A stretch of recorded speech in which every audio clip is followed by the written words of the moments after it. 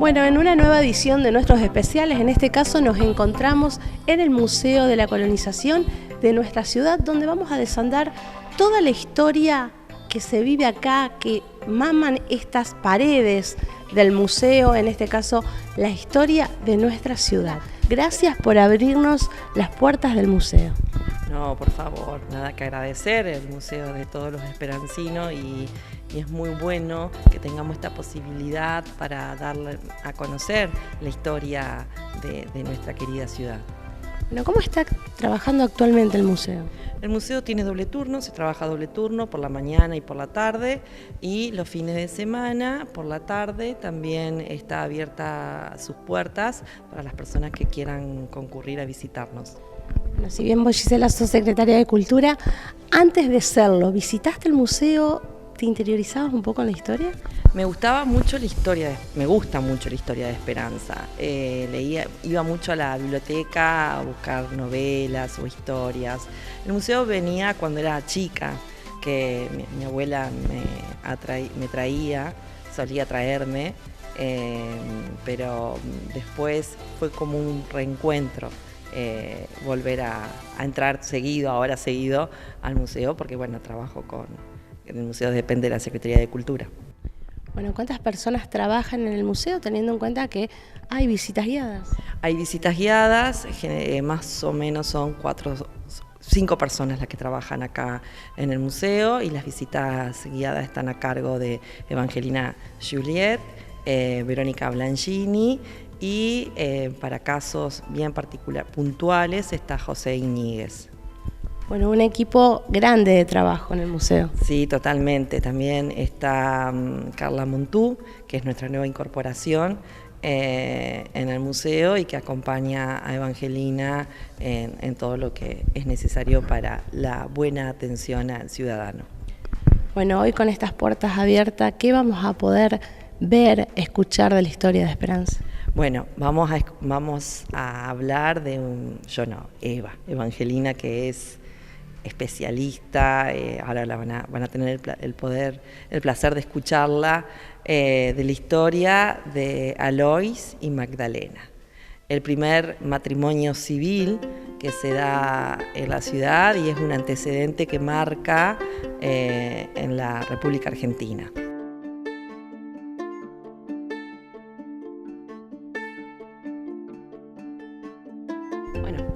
Gracias a ustedes por venir, por trabajar este tema que es muy interesante. Es algo que nosotros siempre lo tratamos en las visitas guiadas, que a muchas personas les sorprende, y es algo que no siempre está muy difundido. Las personas están acostumbradas a escuchar sobre el proceso de colonización, pero ese proceso conlleva un montón de historias dentro, y la interacción entre personas de diferentes religiones es uno de esos procesos, una de esas partes que conlleva la colonización. En ese momento era muy importante el tema de la religión. Por supuesto, de hecho siempre se remarca en las visitas que una de las cosas que traían los inmigrantes en sus baúles, en sus equipajes, era la Biblia. Nosotros sabemos por investigaciones históricas que se han hecho con temática de Esperanza, que aproximadamente 1/3 de los colonos que arribaron a esta ciudad eran de profesión o de creencia protestante. Nosotros le decimos protestante, es en realidad confesión evangélica, y los 2/3 restantes eran de católicos. Sabemos también que en Europa las diferencias religiosas eran algo muy serio, era un tema muy delicado, llevando incluso a enfrentamientos y a conflictos bastante serios. Esa parte de la historia acá no se repite, es algo que no hemos heredado. Sí hubo algunas miradas o algunos murmullos sobre si alguien era evangélico o era católico, pero nunca hubo confrontaciones que hayan quedado registradas y que hayan sido severas. En aquel momento, ¿cómo se dividía la ciudad? ¿Se dividía entre protestantes y católicos? No precisamente. En su primer momento, el primer cementerio de Esperanza, que se ubicaba en donde se encuentra la actual plazoleta 8 de septiembre, ahí sí se notaba la división entre el sector evangélico y el sector católico. Pero en la ciudad no había una división tajante. De hecho, durante mucho tiempo estuvo la leyenda urbana, si se quiere, de que al oeste estaban los protestantes y al este los católicos, pero en realidad no. La división que se había hecho en la colonia era hacia el oeste quienes hablaban alemán y hacia el este quienes hablaban francés. Entre las familias de habla francesa había una minoría que sí era de confesión evangélica, y dentro de la sección de habla alemana había algunos alemanes que eran católicos. De hecho, estas familias alemanas de profesión o de confesión católica eran quienes gestionaron la llegada del Verbo Divino para poder tener la enseñanza del catequismo en su propia lengua. Bueno, en este caso, ¿qué pasó con Magdalena y con Alois, que es, según lo que dicen los libros, el primer matrimonio que se casó en Esperanza? Bueno, Alois era un inmigrante que había llegado en la década de 1860 a Esperanza con una familia ya conformada. Era su esposa y 2 hijas. Cuando llegan acá, al poco tiempo, la esposa de Alois tiene a su tercer bebé, una nena, y lamentablemente al poco tiempo fallece. Alois queda viudo con sus 3 nenitas a cargo. Pasa el tiempo y decide casarse con una colona de quien se había enamorado. Nosotros siempre hacemos una pequeña diferencia entre qué es un inmigrante y qué es un colono, por una cuestión, digamos, de organización, haciendo referencia al colono, al que vino a fundar Esperanza, que llegó primero, que desarrolló tareas agrícolas, y al inmigrante que viene sin un contrato de colonización, que es una migración espontánea. En el caso de Magdalena Moritz, que era la persona en quien Alois se había fijado, ella era colona, había llegado a Esperanza en 1856 con aproximadamente 10, 11 años, y bueno, creció, conoció a Alois la conoció a ella, decidieron de alguna forma formalizar esta relación que empezaron a tener, pero había un problema. Magdalena, una chica alemana de religión evangélica, no podía casarse en la Iglesia Católica si no abjuraba de su fe y se convertía al catolicismo. Alois, un inmigrante austríaco de religión católica, no podía casarse por Iglesia evangélica si no hacía lo mismo. Cuestión que el señor Alois, después de hablar con la familia de Magdalena y después de ir a hablar con el sacerdote y con el pastor y obtener negativa de ambos lados, decide resolver esto de otra forma. Pide permiso a la municipalidad para plantar un árbol en la plaza, planta ese árbol y convoca todo su círculo social para hacer una proclama. Y en esa proclama él dice que Magdalena y él van a formar un matrimonio y que tiene que ser considerado legítimo. En aquella época, donde no existía una oficina de registro civil, todavía no se había conformado, todo tipo de trámite legal era, realizado a través de las iglesias, tanto de la evangélica como de la protestante. Eso era lo que le daba legitimidad, por ejemplo, a los matrimonios, o era lo que asentaba la defunción para poder después hacer las ejecuciones de herencia. Y era también el que le daba la identidad a la persona a través de la fe de bautismo. Bueno, cuando no se pudo hacer eso, Alois, que era una persona que tenía una mente un poco más abierta y que también pensaba en otras posibilidades, decidió hacer esta proclama, esta ceremonia en la plaza y solicitar al mismo pueblo que veía la unión, que era testigo, que se considerara legítimo su matrimonio y que también se consideraran legítimos los hijos que nacían de la unión, que eso era muy importante para la época. ¿Ahí qué pasaba con la familia de ella? ¿Estaba de acuerdo con esto que proponía Alois? Y no tenemos un registro histórico fehaciente de que se haya opuesto, porque el matrimonio se realizó. Además, ella era mujer, que para la época ya es decir demasiado, tenían papeles limitados en la sociedad y lo importante era que se casara. De hecho, la mujer no tenía muchas áreas para desempeñar un rol, si no era la familia, no era el hogar, ya sea como madre, como esposa o como hija, sino quedaba para lo que en aquella época se decía que era vestir santos. ¿Cuántos hijos tuvieron ellos? En total tuvieron 6 hijos nacidos y que llegaron a la edad adulta. 3 niños y 3 niñas. Bueno, la voy a sumar a Gisela. Gise, esta historia, ¿qué te parece? Esta historia es fabulosa. Escucharla, bueno, a Evangelina, que sabe tanto y que lo ha estudiado tanto, da ganas de seguir conociendo más, profundizando más la historia, ¿no? Pero también la importancia y de la evolución de la mujer, o sea, lo que estaba diciendo Evangelina, que la mujer solamente se limitaba al papel de hija, madre o esposa, y vernos hoy en día lo que hemos logrado con la lucha es algo maravilloso. Bueno, ella se refería a un árbol que plantó Alois. ¿Este árbol queda algún vestigio en la plaza? El árbol no, el árbol se cayó con el paso del tiempo, hubo una tormenta, pero sí con parte de la madera de ese árbol se hizo un mojón donde se colocó una placa donde hacía referencia a la plantación del árbol y el año. Esa placa se robó, pero bueno, nosotros tenemos la idea, cuando en la presentación de Cásate con tu ciudad como testigo, mandamos a realizar una réplica de esa placa y bueno, lo vamos a colocar el día que hagamos el acto de la presentación de ese programa de provincia acá en la ciudad de Esperanza. Bueno, un poco ese programa recrearía este matrimonio. Exactamente.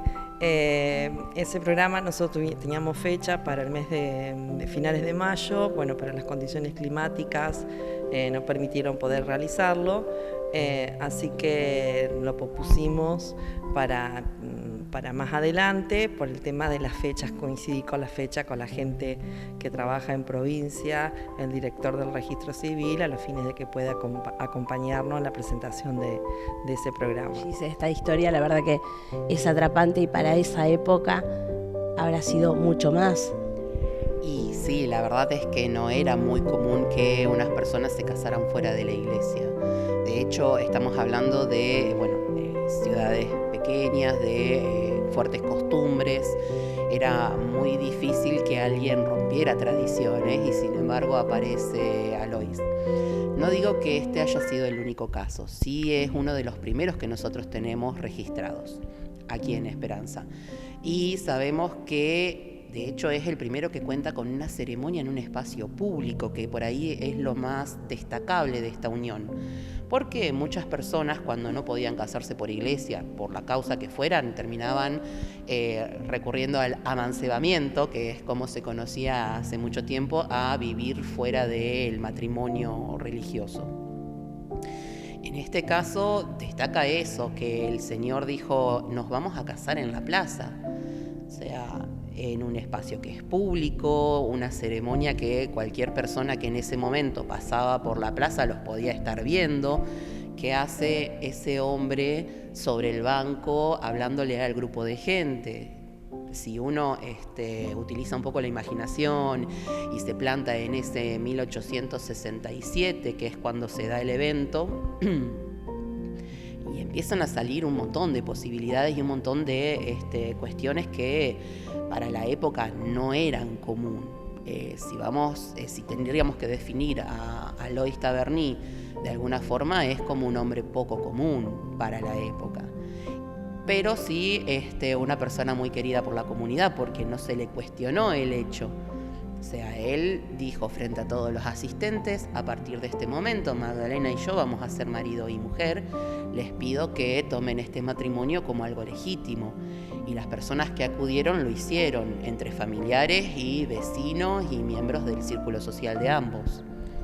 O sea, él se casó sin tener el aval de las iglesias. Y técnicamente no, o sea, la iglesia le solicitaba como una condición sine qua non que ellos tuvieran la misma religión. O se hacían los dos protestantes o los dos eran católicos. ¿Y se sabe por qué ninguno de los dos accedió a cambiarse la religión? No, eso es algo que no consta en ninguna fuente. Sí puede haber algo en la memoria oral de la familia. pero no está registrado en las fuentes que nosotros hemos consultado. Supongo que debe haber sido por la misma postura, y esto es una suposición, la misma postura que tenía Alois de que en realidad, o sea, él se casaba con una persona, el tema de la religión era algo secundario. Probablemente, o sea, no lo haya considerado como algo importante o como un impedimento para unir la vida con otra persona. ¿Dónde vivieron ellos? Bien, Alois Taverny tenía varias propiedades, pero su taller y su vivienda estaban ubicados en la esquina de Aarón Castellanos y Belgrano, donde está actualmente la escribanía Cursac. Ahí tenía su taller y un poco más hacia el este estaba su vivienda. De hecho, se sabe que en un momento él también fue propietario de lo que después pasó a ser propiedad de León Antoni, en donde se instaló una cervecería. ¿Ella a qué se dedicaba? ¿La familia de ella qué hacía? Bien, interesante. La familia de ella es algo particular. Fueron colonos fundadores. La familia, la mamá de ella era viuda, era casada con un Egbert, que se puede escribir de muchas formas el apellido, pero lleva una H entre la E y la Bert. Vino el padrastro con la familia, con su mujer, la mamá de Magdalena, con Magdalena y un hermano. Y eran agricultores que estaban ubicados en la sección alemana. Y posteriormente, cómo se habrán conocido Alois y Magdalena es una incógnita. Pero se conocieron y se enamoraron o decidieron unir sus vidas por alguna razón. Y posteriormente vivieron aquí en el centro, en la parte urbana de la colonia. Eva, ¿qué sucedió con los hijos de él que tenía de su matrimonio anterior? Las niñas crecieron y se casaron con vecinos de la ciudad de Esperanza. Algunas se casaron muy bien con hijos de la familia Bionet.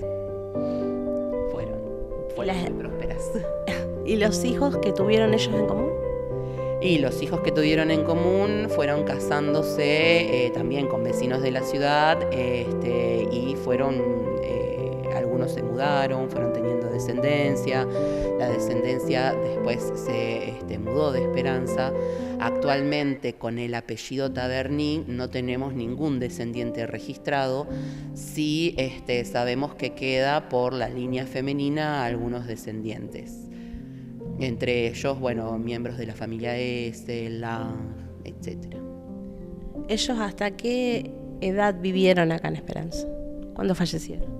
Ellos fallecieron, él falleció a lo último, de hecho le sobrevivió a las dos esposas, principios del siglo XX. ¿Se sabe algo más de la vida de ellos? Que tuvieron, lo que se sabe a ciencia cierta es que fue un matrimonio consolidado, que fue un matrimonio de una posición económica bastante acomodada. De hecho, Alois va a donar terrenos para la construcción de la casa social de la Sociedad de Canto, y fue también un herrero a quien se le adjudica uno de los primeros arados construidos en la colonia. Lo que sí después son las leyendas urbanas de por qué se casaron en la plaza, si tuvieron problemas o no con los sacerdotes, que esos ya son, como quien diría, datos que son por ahí más interesantes, pero que no son verídicos. O sea, nosotros no tenemos fuentes de que nos digan, sí, pasó así. ¿No hay ningún papel que dice que ellos están casados? Sí, lo hay, porque ¿qué es lo que pasó? Después de que se dio este evento, tuvimos un adelanto como provincia a nivel nacional, fuimos los primeros en tener una ley de matrimonio civil. No duró mucho, hay que reconocerlo, no duró mucho porque las mismas condiciones de la época impidieron que esa ley se mantuviera. Pero fue bajo la gobernación de Nicasio Oronio que se sancionó una ley de matrimonio civil para la provincia, bajo la cual sí llegó a casarse una pareja. Después su matrimonio quedó declarado o quedó anulado porque la ley fue derogada, pero hubo por un momento una ley que cobijaba las diferencias y que conciliaba los matrimonios y les daba legalidad a través de lo civil.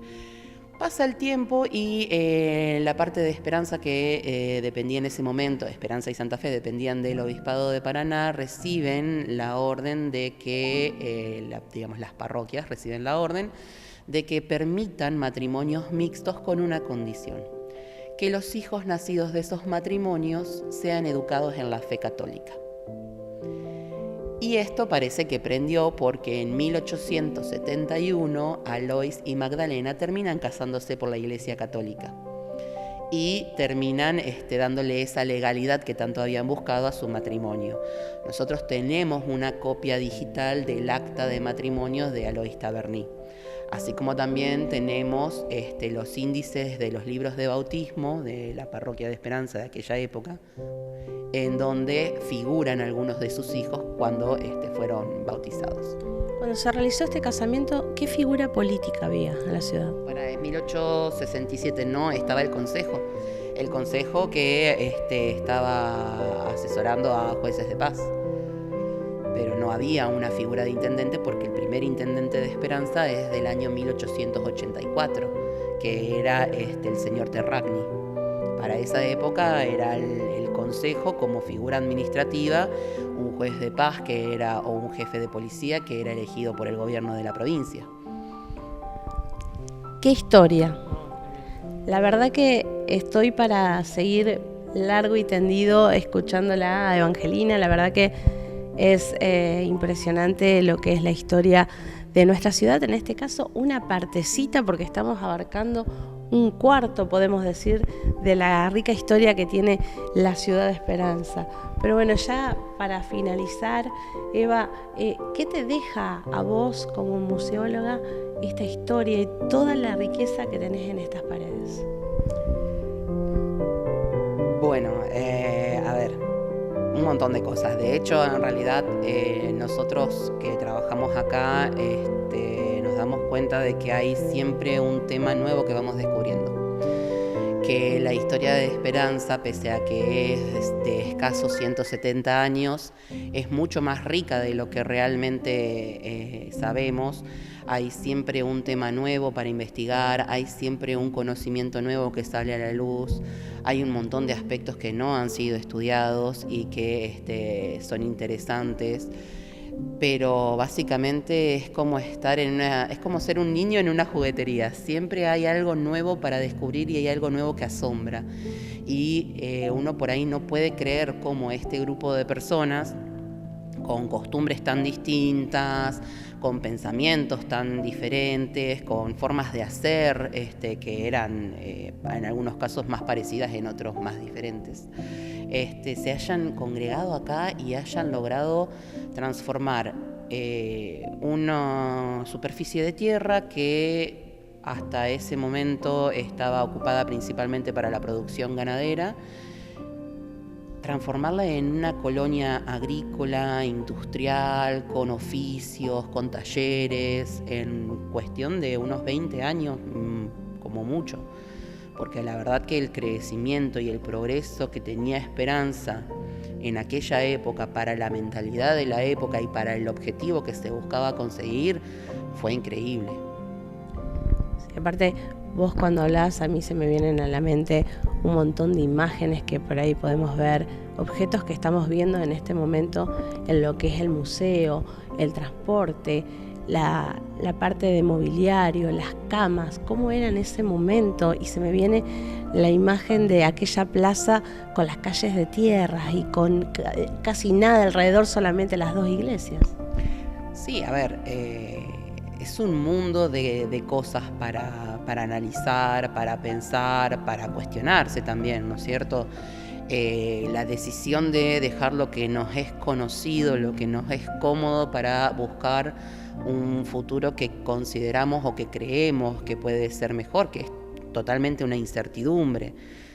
Muchas veces se habla de por qué el nombre de Esperanza, si era porque las personas que fundaron esta localidad tenían la esperanza del progreso o no, si era porque había un fortín que llevaba el nombre de Esperanza. ¿Por qué? La verdad, en ningún lado está escrito como fuente documental que se haya llegado a un consenso para decidir el nombre de Esperanza. Sin embargo, fue el nombre que se le otorgó a esta localidad y que de alguna forma sí representó un poco lo que los colonos y los inmigrantes que llegaron estaban buscando, o estaban utilizando como motor para moverse. Hay un montón de cosas también, como el hecho de cómo todos estos objetos llegaron acá, quiénes los usaron, cómo funcionaban algunos, cómo los traían en una sola pieza, los traían desmontados y los armaban acá. Hay un montón, infinidades de preguntas, y mientras más uno avanza en la lectura, en el análisis de los objetos, más se da cuenta de que es muy poquito lo que sabe. Vos como investigadora, como museóloga, también se debe complicar porque tenés que entrar a buscar fuentes atrás, porque fuentes vivas no tenés. No. A ver, tenemos una pequeña ventaja que al ser una ciudad de 170 años todavía hay un poco de historia oral que nos permite ir reconstruyendo hacia atrás. Pero también está el hecho que una persona como académico no puede basarse solamente en la historia oral sin someterla a todos los métodos rigurosos de análisis, ¿no es cierto? Pero bueno, la historia oral nos permite ir pasando un poquito de página y tratar de buscar esos pequeños datos que nos permiten buscar en otras fuentes el conocimiento que estamos necesitando. Y después es cuestión de construir, es cuestión de hacer hipótesis, de contrastar estas hipótesis, de ver las fuentes, qué es lo que nos dice la fuente, qué es lo que está escrito y qué es lo que tenemos que deducir. Y generar así un texto, un discurso que nos permita comprender ese pasado para a partir de ahí seguir construyendo este presente y un futuro. Bueno, yo les voy a agradecer a las dos, a Gisela y a Evangelina, por habernos recibido nuevamente en el museo. La verdad que da para hablar, como comentábamos anteriormente, da para hablar largo y tendido sobre la historia de nuestra querida ciudad de Esperanza, que Gise está por cumplir 170 años. 170 años, lo estaba escuchando atentamente lo que decía Evangelina, que tenemos todavía, tenemos una parte bien identificada de la historia, pero todavía falta mucho más para descubrir y encontrar partecitas que de este gran rompecabezas nos faltaría todavía algunas piezas. Pero bueno, estudiar, vamos a seguir estudiando, vamos a seguir avanzando.